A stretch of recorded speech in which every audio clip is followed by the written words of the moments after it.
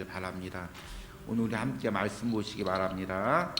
오늘 말씀 사사기 3장 1절서부터 11절입니다.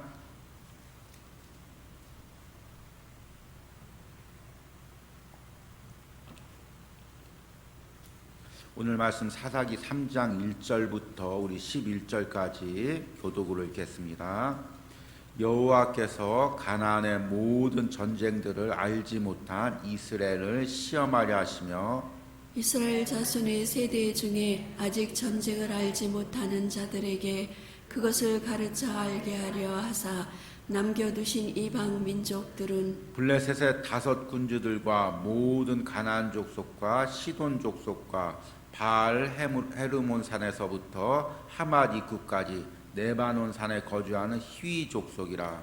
남겨두신 이 이방 민족들로 이스라엘을 시험하사 여호와께서 모세를 통하여 그들의 조상들에게 이르신 명령들을 순종하는지 알고자 하셨더라. 그러므로 이스라엘 자손은 가나안 족속과 헷 족속과 아모리 족속과 브리스 족속과 히위 족속과 여부스 족속 가운데 거주하면서 그들의 딸들을 맞아 아내로 삼으며 자기 딸들을 그들의 아들들에게 주고 또 그들의 신들을 섬겼더라. 이스라엘 자손이 여호와의 목전에 악을 행하여 자기들의 하나님 여호와를 잊어버리고 바알들과 아세라들을 섬긴지라.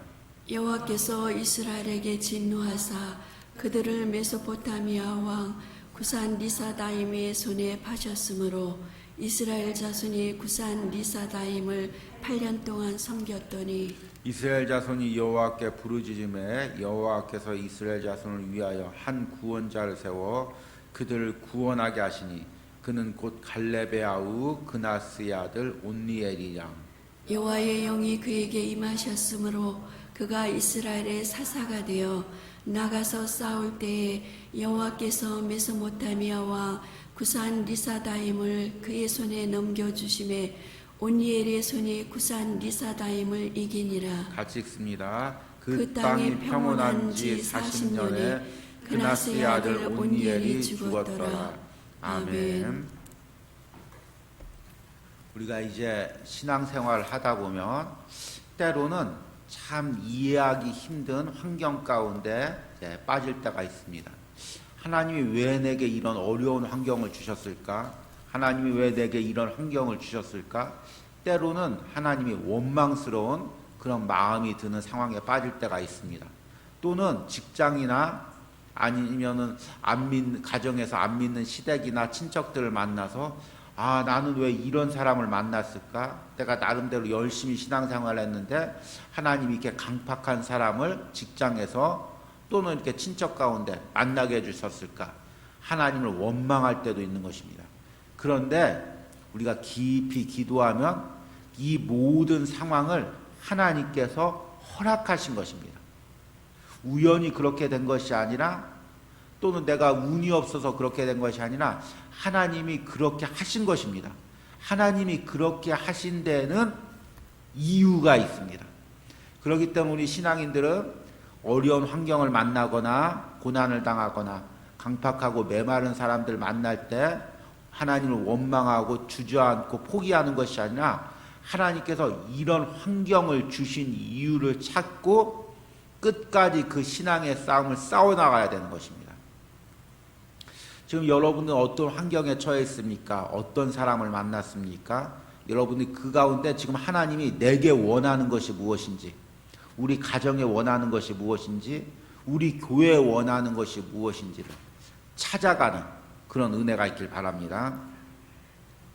오늘 이 사사기 말씀도 마찬가지입니다. 하나님께서는 이스라엘 백성들에게 이 가나안 땅을 차지하게 하셨습니다.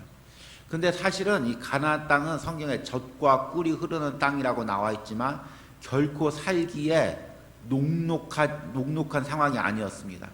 왜냐하면 이 땅은 아주 그 길목에 있어서 남쪽에 애굽이라는 강대국이 전쟁을 할 때 꼭 지나가는 곳이고 메소포타미아에서 바벨론이나 아수르 같은 강대국이 일어나도 꼭 지나가는 곳이고 또 서쪽에서 이제 헬라 제국이나 로마 제국이 지나갈 때도 꼭 지나가는 곳이고 또 가나안에는 수많은 강대국들이 살아가지고 매일같이 전쟁이 끊이지 않는 상황입니다.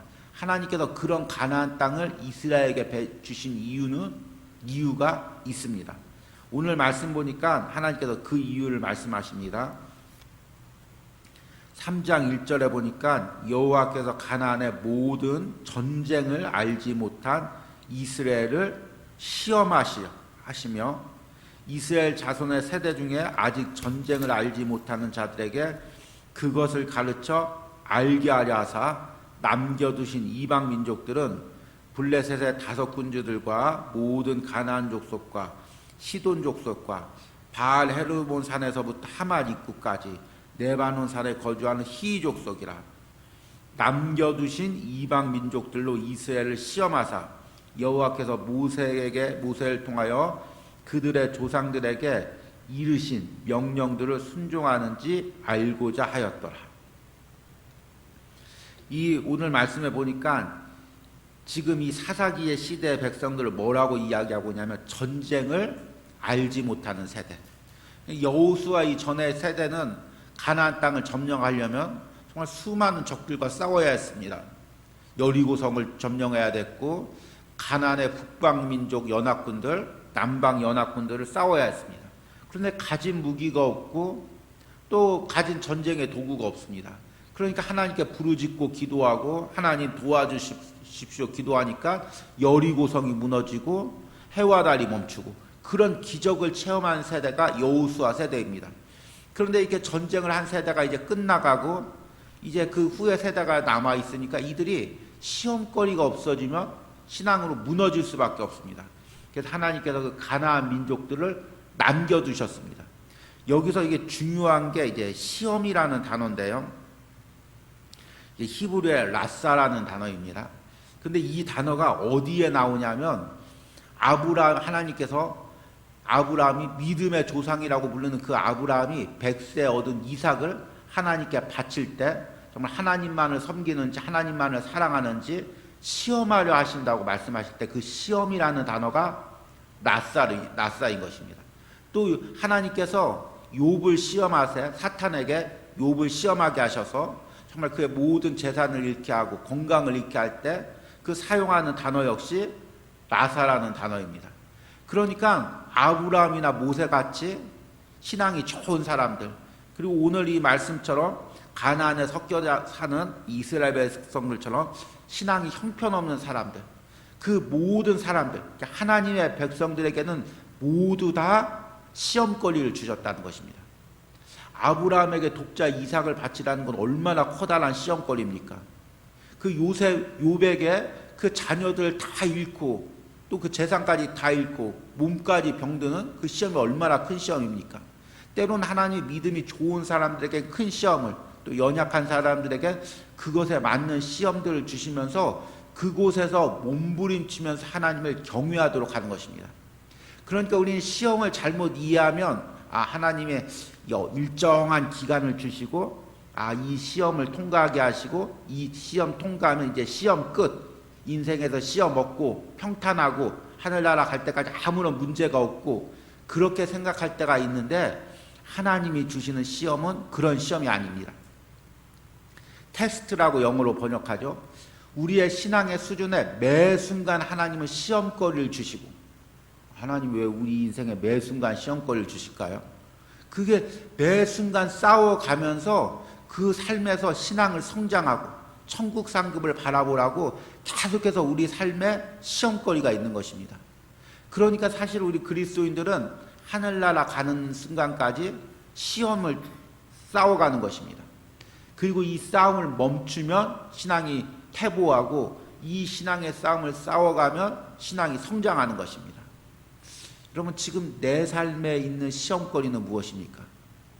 하나님께서 내게 어떤 신앙의 싸움을 싸우라고 했습니까? 그 싸움이 만만합니까? 아니면 너무 감당하기가 어렵습니까? 신약 성경에 보니까 하나님께서는 감당 못할 시험을 허락하지 않는다고 이야기했습니다. 감당할 수 있는 시험만 허락하신다고 이야기하고 있습니다. 그리고 내가 감당할 수 없을 때가 되면 또 피할 길을 주신다고 하셨습니다. 왜냐하면 그 시험이 우리를 망하게 하려는 시험이 아니라 믿음을 성장시키려는 시험이기 때문이냐. 그런데 문제는 뭐냐면 5절 말씀 보니까 그러므로, 사실 이 그러므로라는 단어가 좀 번역이 좀 잘못된 부분들이 있습니다. 그러므로 이스라엘 자손은 가나안 족속과 헷 족속과 아모리 족속과 브리스 족속과 휘 족속과 여부스 족속 가운데 거주하면서 그들의 딸들을 맞아 아내로 삼으며 자기 딸들을 그들의 아들에게 주고 또 그들의 신들을 섬겼더라. 하나님께서 믿음을 성장시키라고, 신앙의 싸움을 싸우라고 그 가나안 민족들을 주셨는데, 남겨두셨는데, 이스라엘 백성들이 그들과 신앙의 싸움을 싸우는 것을 포기하고 그들 가운데 거주하며 그들의 딸을 며느리로 삼고 그들의 아들을 사위로 삼고 나의 딸들과 또 아들들 주면서 섞여 살면서 그들의 신을 섬긴 것입니다. 신앙의 싸움을 싸우기를 포기한 것입니다. 왜 그렇게 했을까요? 제가 수요일 날도 말씀을 드렸는데 왜 그렇게 했을까요? 싸우기가 싫으니까, 싸우기가 힘드니까. 그래서 그냥 언제까지 싸워야 되지? 언제까지 이렇게 힘들게 싸워야지? 싸워야 되는 이유가 뭐지? 포기해버리는 것입니다. 그러니까 가나안 민족들과 섞여 살게 되고 싸우기를 포기하는 순간부터 그들이 섬기는 우상을 섬기고 하나님의 백성으로의 정체성을, 신앙의 정체성을 잃어버리는 것입니다. 이게 이제 우리의 신앙의 모습이죠. 하나님께서 분명히 직장에서 믿음의 싸움을 싸우게 하셨는데, 가정에서 신앙의 싸움을 싸우게 하셨는데, 또 내 삶의 어떤 마음의 문제들과 육신의 문제들과 신앙의 싸움을 싸우게 하셨는데, 그것을 포기하는 순간 우리는 세상에 섞여 살고 하나님을 잃어버리게 되고 믿음의 태보를 경험하게 되는 것입니다. 이스라엘 백성들이 출애굽하면서 신앙이 성장을 했다면 이 사사기 400년 동안 신앙이 계속해서 답보 상태, 정체 상태, 오히려 태보 상태, 그렇게 있다가 사무엘 시대를 지나서 다윗과 솔로몬 시대를 지나서 다시금 신앙이 성장하는 것입니다. 그러니까 우리 인생도 하나님 신앙을 막 성장하고 천국 상급을 누려 쌓아가다가 어느 순간에 세상에서 타협하면, 적당히 섞여 살면 거기서 멈추게 되고 그 기간 동안은 계속 신앙이 답보 상태에 있고 오히려 퇴보하고 그렇게 되는 것입니다. 지금 혹시나 내가 이 사사기와 같은 혼동의 상황에 빠져 있지 않는지 말씀을 통해서 여러분 깨닫는 은혜가 있길 바랍니다. 그렇게 하니까 이제 7절 말씀 보니까 이스라엘 자손이 여호와의 목전에서 악을 행하여 자기들의 하나님 여호와를 잊어버리고 바알들과 아세라 신들을 섬긴지라. 그래서 이제 8절에 여호와께서 이스라엘에게 진노하사 그들을 메소보다미아 왕 구산 리사다임의 손에 파셨으므로 그들이 8년 동안을 섬겼더라. 그런데 이제 9절에 우리 어제 말씀한 것처럼 그들이 타락하고 이제 징계를 당하고 그러면 이제 회개하고 부르짖습니다. 9절에 이스라엘 자손이 여호와께 부르짖음에 여호와께서 이스라엘 자손을 위하여 한 구원자를 세워 그들을 구원하게 하시니 그가 곧 갈렙의 아우 그나스의 아들 온니엘이라. 여기서부터 이제 첫 번째 사사가 나오는데 온니엘이라는 인물입니다. 1장에서도 보았듯이 담대하게 이 전쟁에 임했던 유다 지파 온니엘이 이제 첫 번째 사사가 됩니다. 그리고 10절에 보니까 여호와의 영이 그에게 임하였으므로 그가 이스라엘 자손의 사사가 되어 나가 싸울 때 여호와께서 메소포다미아 왕 구산 리사다임을 그의 손에 넘겨주시매 온니엘의 손이 구산 리사다임을 이기니라. 다시금 이제 신앙의 싸움을 싸워가는 거죠. 그래서 11절에 그 땅이 평온한 지 40년에 그나스의 아들 온니엘이 죽었더라. 40년 동안 이제 온니엘이 사사가 되어서 싸운 것입니다. 그래도 이제 오늘 이 첫 번째 과정, 첫 번째 온니엘이라는 사사가 나오기까지 이스라엘 백성들이 8년 동안 고난을 받고 하나님을 찾습니다. 부르짖습니다. 그나마 이제 8년 찾은 건 괜찮은 것이고 이제 뒤로 넘어가면 이제 10년 더 늘어서 40년 계속해서 고난 받고 어려움 당해도 싸우기를 포기하고 주저앉아 있다가 40년 만에 다시금 회개하고 신앙의 싸움을 싸워가는 것입니다. 여러분 지금 몇 년 주저앉아 계십니까? 아니면 또 몇 개월 주저앉아 있습니까? 주저앉아 있는 시간이 오래되면 오래될수록 우리 신앙이 퇴보하고 있는 것입니다. 여러분 이 말씀을 듣고 성령님께서 여러분 마음에 감동을 주셔서 떨쳐 일어나는 은혜가 있길 바랍니다. 이제 더 이상 사탄의 압제 가운데 눌림 가운데 있지 않겠다고 결단하고 일어나서 신앙의 싸움을 싸우시길 바랍니다. 있습니까? 여러분 이제 이 말씀을 듣고 또 우리 주일 예배를 드리고 이번 한 주부터는 믿음의 싸움을 다시금 싸우기로 결단하는 우리 성도들이 되길 바랍니다.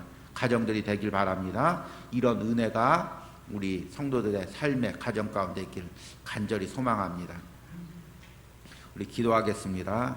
하나님, 믿음의 싸움을 싸우기를 포기한 이스라엘의 모습을 봅니다.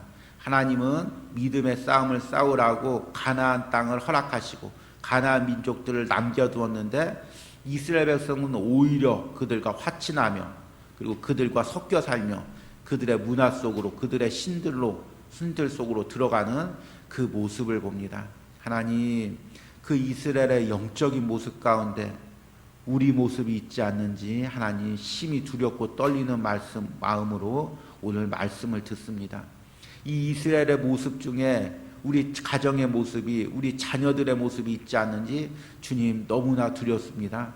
하나님, 왜 내가 싸우는 걸 포기했습니까?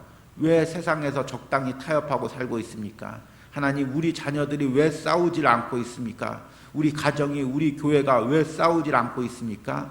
싸우는 것을 포기하는 순간부터 우리 신앙이 무너짐을 오늘 말씀을 통해서 깨닫습니다. 다시금 내가 싸워야 될 이유를 발견하고 타협하지 않고 싸워가는 우리가 되기를 원합니다. 주님, 코로나 상황 가운데서도 하나님 이 새벽에 예배 잘 지키고 아버지 하나님께 정성껏 헌금을 드린 손길을 축복하여 주시고 하나님 이 코로나가 다 지나기까지 하나님의 날개끈을로 보호하여 주시고 이 환난 가운데서 필요한 모든 물질적인 것, 건강적인 것 하나님께서 다 공급하여 주시되 특별히 오늘 말씀처럼 끝까지 믿음의 싸움을 포기하지 않고 믿음을 싸울 수 있는 은혜를 사랑하는 성도들과 가정들에게 허락하여 주시옵소서. 예수님의 이름으로 기도했습니다. 아멘.